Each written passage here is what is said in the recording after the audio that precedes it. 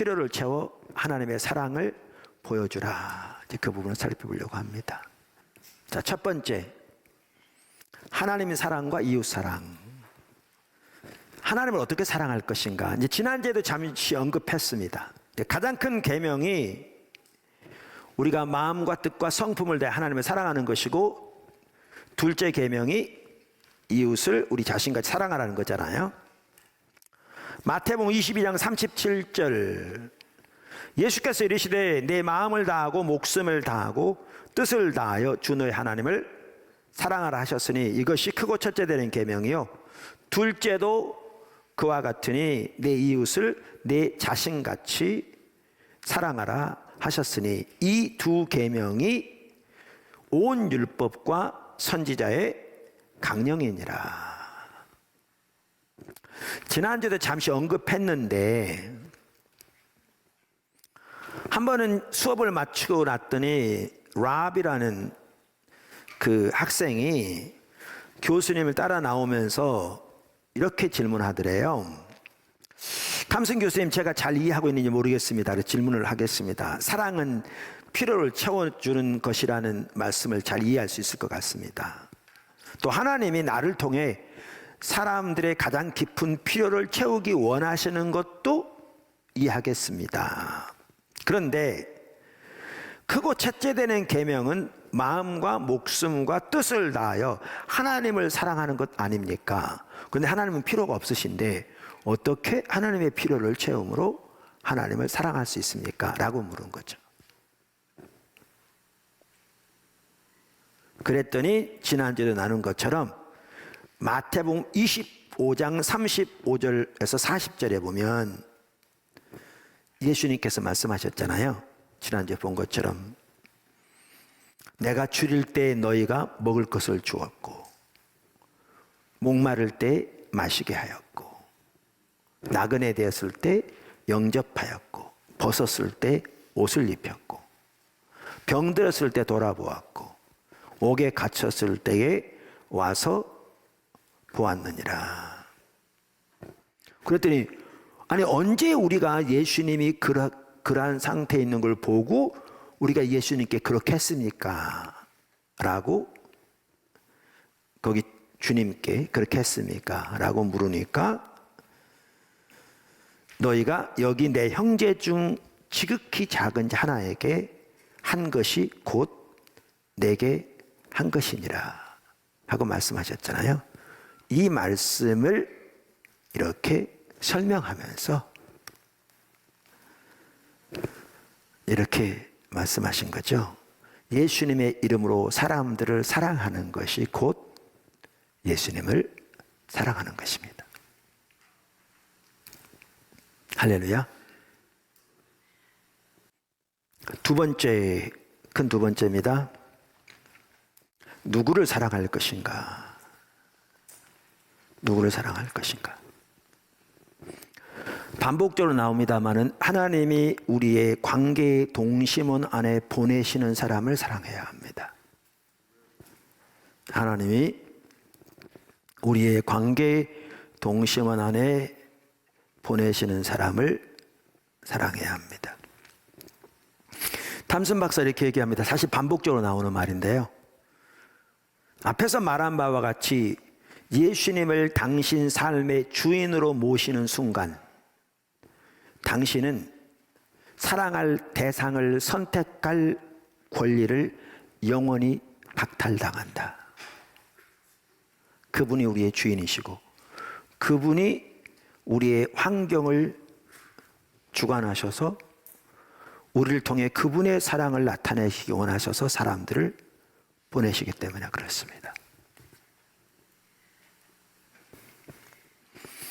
세 번째, 어떤 종류의 사랑을 할 것인가? 헬라어에는 크게 세 종류의 사랑이 있습니다. 잘 아시죠?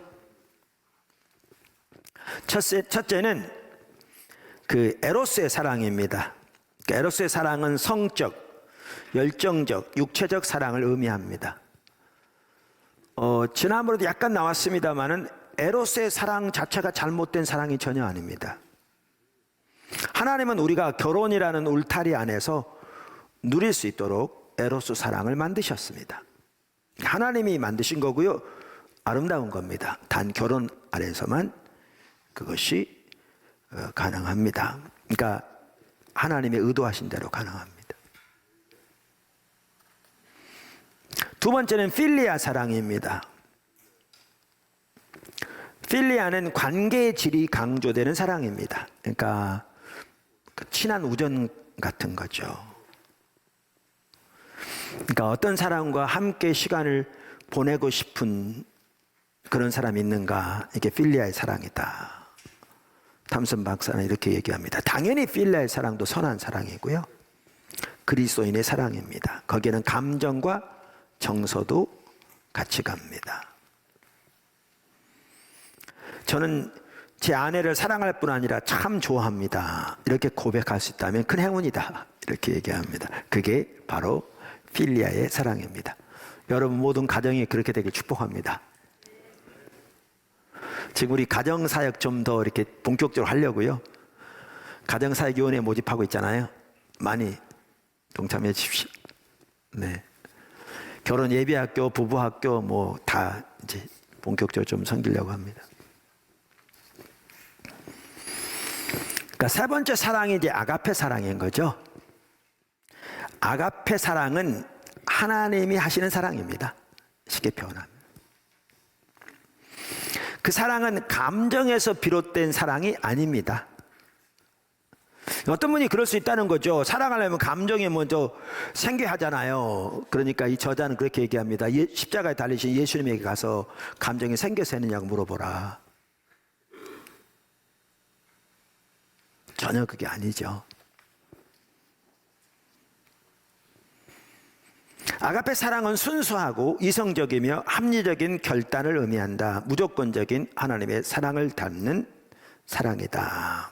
그러면서 이 저자는 이 아가페 사랑에는 거룩함이 같이 간다. 사실 십자가가 그것을 보여주듯이 하나님의 공의, 거룩함과 하나님의 사랑이 만나는 것이 십자가거든요. 정확하게. 그리고 하나님의 부흥이 올 때마다 그 두 가지 하나님의 특성이 전면에 두드러지게 나타날 뿐만 아니라 그것이 정말 조화롭게 하나 되는 것이 하나님의 부흥 때마다 강력하게 나타나거든요. 그게 십자가고. 그래서 아가페 사랑은 거룩합니다.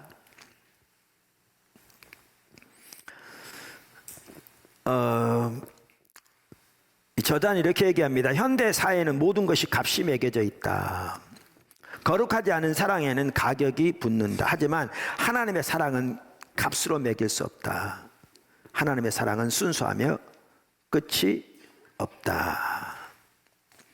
하나님의 사랑은 대가를 요구하지 않는다. 신성하며 거룩하다. 하나님의 사랑은 무조건적이며 거저주는 사랑이다. 깨끗하고 거룩한 통로를 통해 흘러가는 거룩한 사랑이다. 다른 이들의 필요를 채워주겠다고 선택했을 때 당신은 그들을 향한 하나님의 사랑을 보여주게 된다. 아가페는 필요를 보았으니 그 필요를 채워주겠다는 의미다. 아까 말한 대로 거룩함이 같이 간다고요. 부정적인 방법으로 부정적인 일을 도모하는 것이 전혀 아닌 거죠.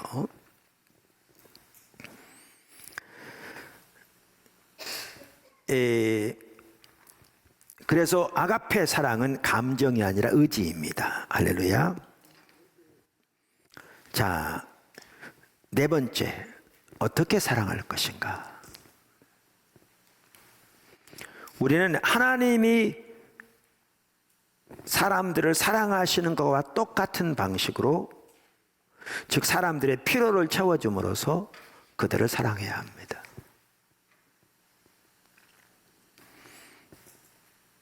근데 이제 문제는 어떤 사람들은 우리가 사랑하고 싶은 사람들이 있는 반면에 어떤 사람들은 전혀 사랑하고 싶은 마음이 없는 사람들도 하나님이 우리의 관계의 동시원 안에 두시는 거죠.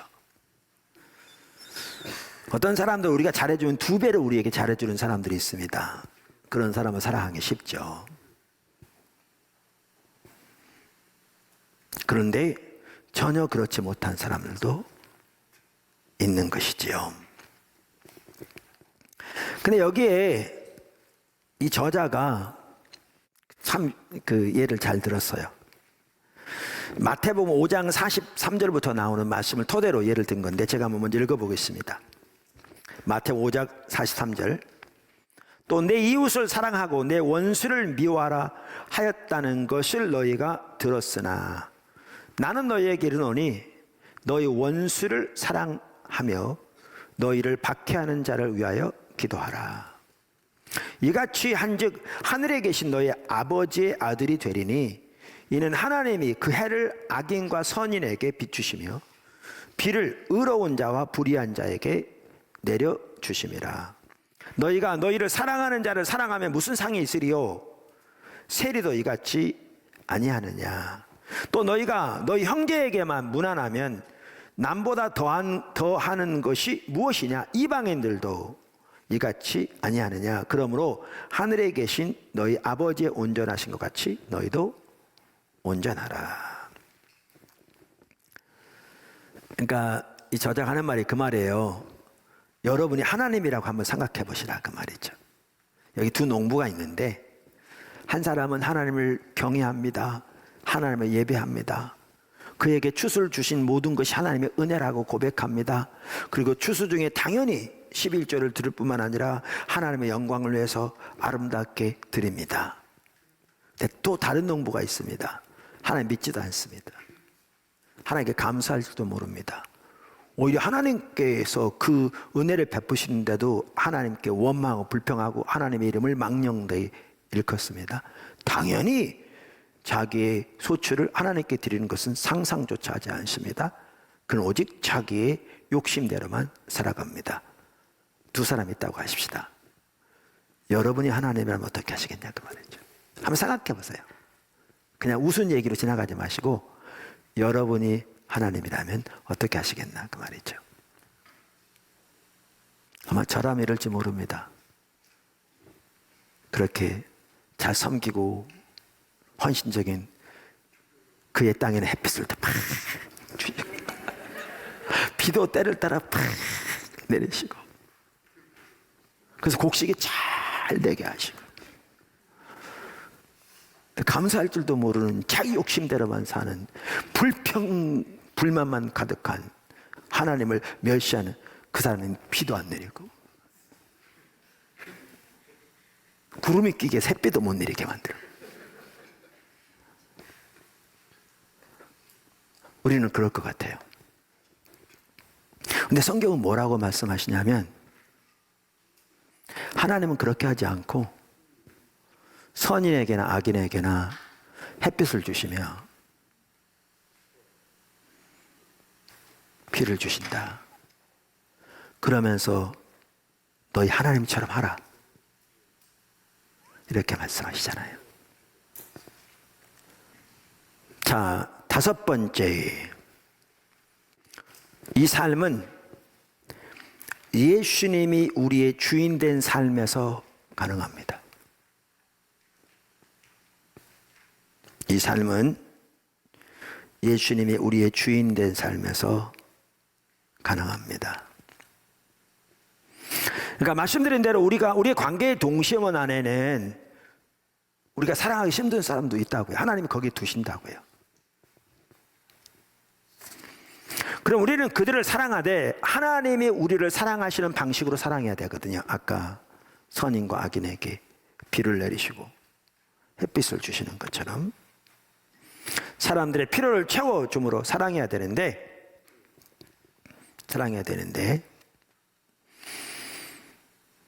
근데 예수님께서 그렇게 말씀하셨잖아요. 또 내 이웃을 사랑하고 내 원수를 미워하라 하였다는 것을 너희가 들었으나 마태복음 5장 43절 44절 나는 너희에게 이르노니 너희 원수를 사랑하며 너희를 핍박하는 자를 위하여 기도하라. 할렐루야.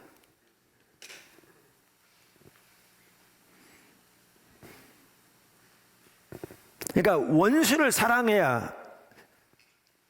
사랑하라고 하신 말씀처럼 그렇게 우리에게 대하는 사람들도 우리는 하나님의 사랑으로 사랑해야 한다는 거죠.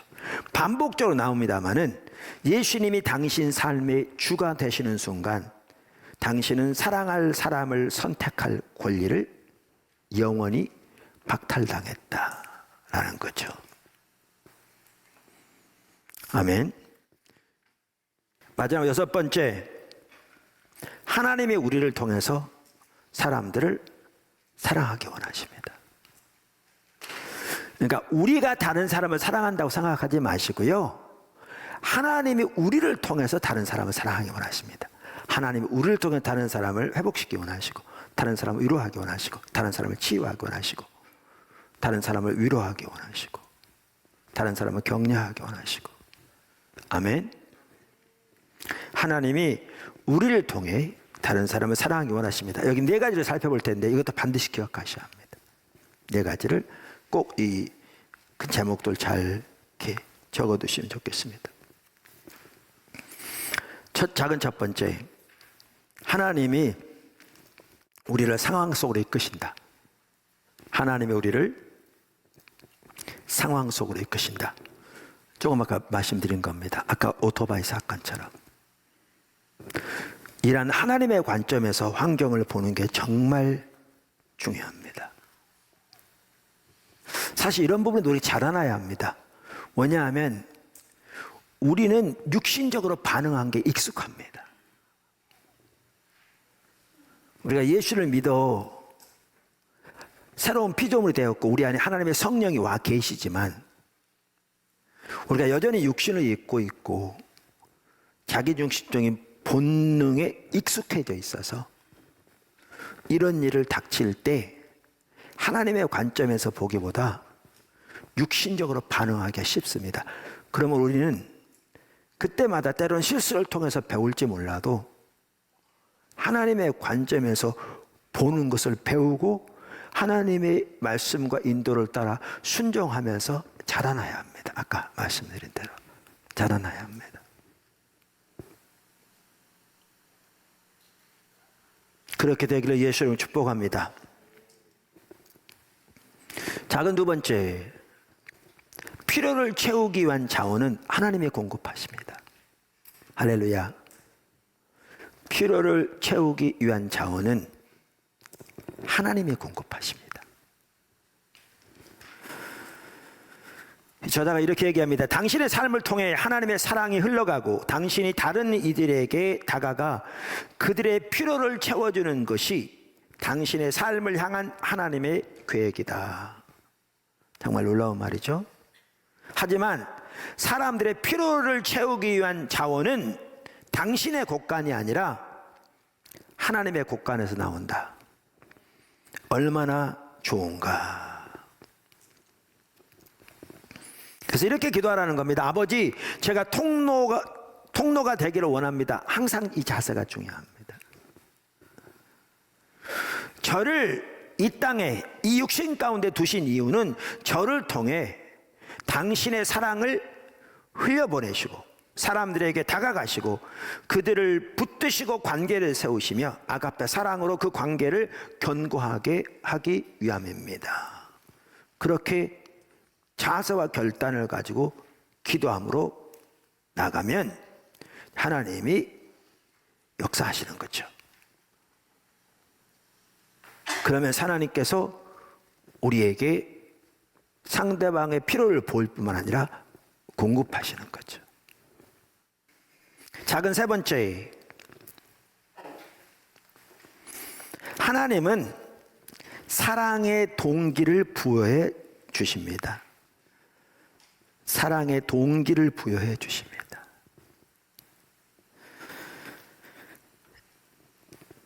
그러니까 책에 보면 이렇게 말씀하세요. 관계의 동심원에 있는 사람들 가운데 사랑스럽지 않은 이들도 있을 수 있다. 저 사람은 도저히 사랑할 수가 없어요. 이런 말을 하게 될 수도 있다. 하지만 기억하라. 하나님이 그를 사랑한다고 말씀하신다. 하나님과 뜻을 합하고 하나님의 뜻에 따르기 위해 우리는 먼저 하나님이 사랑하시는 사람을 사랑하고 그의 필요를 채워줘야 한다. 사람을 사랑하기 때문이 아니라 예수님을 사랑하기 때문에 그분을 세상에 전하는 것이다. 앞에서 나왔었는데요. 지난주에도 우리가 다른 사람을 사랑하는 것은 하나님을 사랑하기 때문에 사랑하는 겁니다. 이게 항상 먼저입니다. 그리고 그 그리스도의 사랑이 우리를 강권합니다. 그래서 우리가 도저히 사랑할 수 없는 사랑도 하나님을 사랑하기 때문에 사랑하기를 선택하고 주님의 자원을 구하고 지혜를 구할 때 하나님께서 사랑할 수 있는 동기도 부여해 주실 줄 믿습니다. 마지막으로 작은 네 번째, 우리는 하나님의 사랑의 통로이다. 하나님이 우리를 통해서 다른 사람을 사랑하는 통로가 되는 겁니다. 이 책에서 이렇게 얘기합니다. 그 사람은 자신이 사람들의 필요를 채우는 원천이 아니라 통로임을 깨닫지 못하고 있다. 어떤 사람이요? 자기 자원을 하려고 하는 사람. 자기가 원천이 아니고 자기는 통로에 불과한데, 우리는 우리의 자원과 사랑이 하나님으로부터 왔으며 계속해서 하나님으로부터 공급받아야 한다. 할렐루야.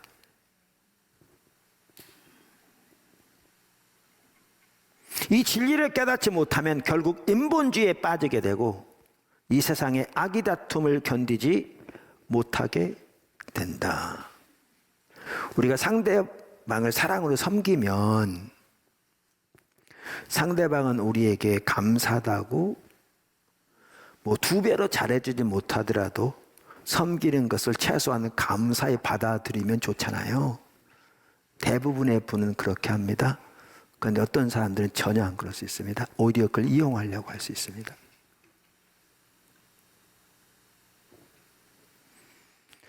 위로부터 공급받지 못하면 이제 이때 상처를 받기 시작합니다.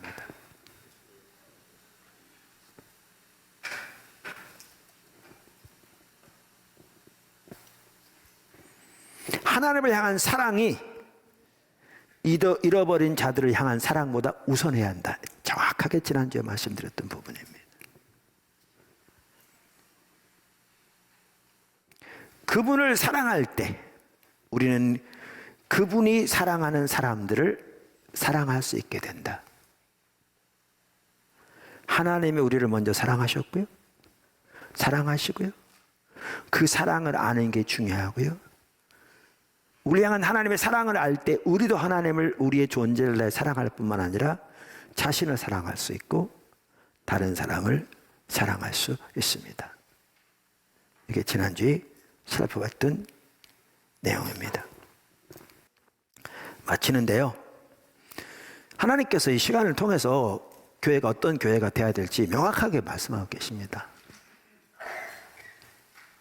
또 하나님께서 우리 가운데 어떤 열매들이 풍성하기를 원하시는지 명확하게 말씀하고 계십니다.